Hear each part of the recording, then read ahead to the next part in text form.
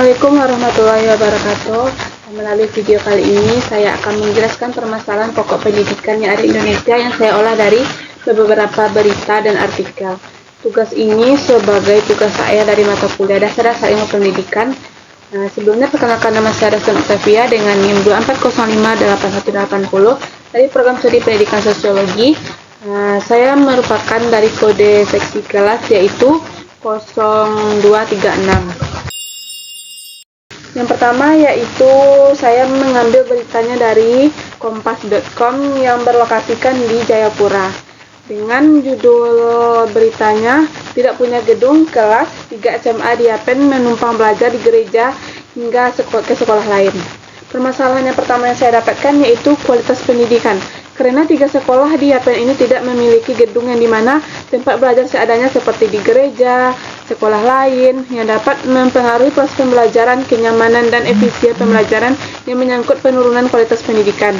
Faktor penyebab permasalahan ini yaitu keterbelakangan budaya dan sarana karena di daerah tersebut belum mendapatkan perhatian serius dari pemerintahan, terutama dalam membangun infrastruktur pendidikan.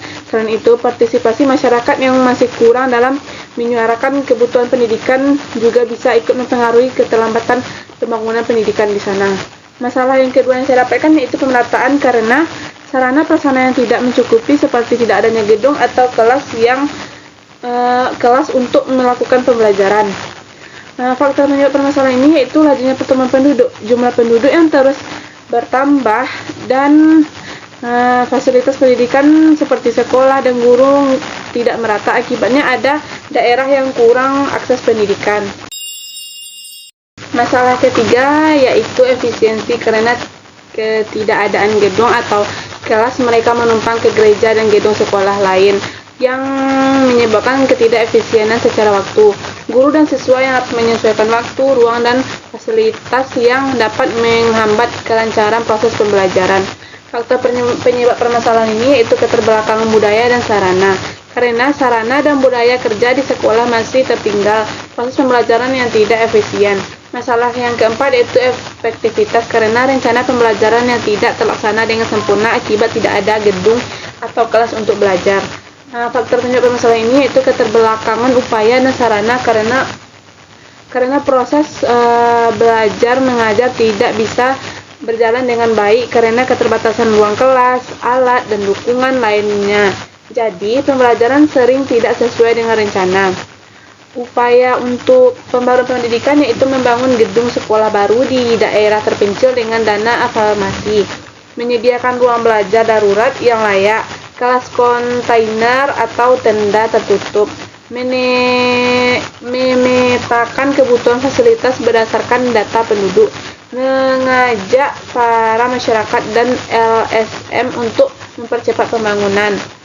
Setelah itu menambah anggaran khusus untuk pendidikan di daerah tertinggal tersebut.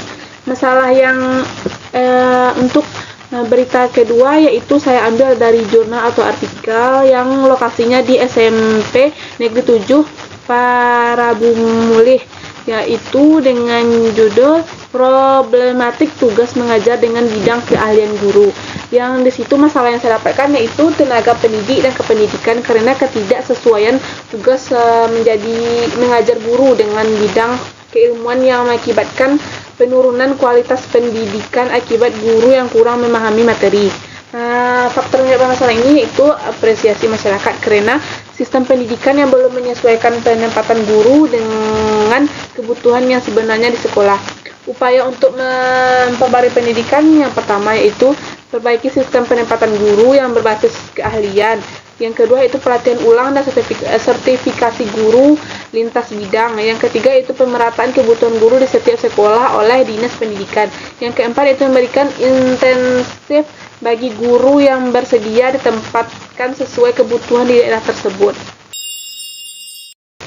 Yang ketiga yaitu yang beritanya saya ambil dari Tribun News dengan lokasi SMKAN 1 Tanah Abang dengan masalah yaitu kualitas pendidik karena keterbatasan daya tampung penerimaan peserta didik baru akibat keterbatasan jumlah ruang kelas yang mencukupi.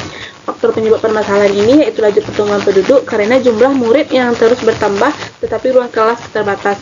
Sekolah harus membatasi penerimaan siswa.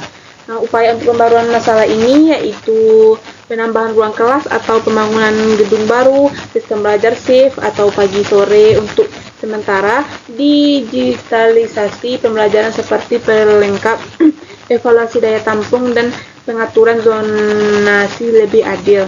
Yang masalah yang keempat yaitu saya ambil dari Tempo yang berjudul yaitu pengangguran didominasi lulusan SMK dan mereka yang berusia 19 sampai 24 tahun. Yang di sini masalah yang saya dapatkan yaitu relevansi pendidikan karena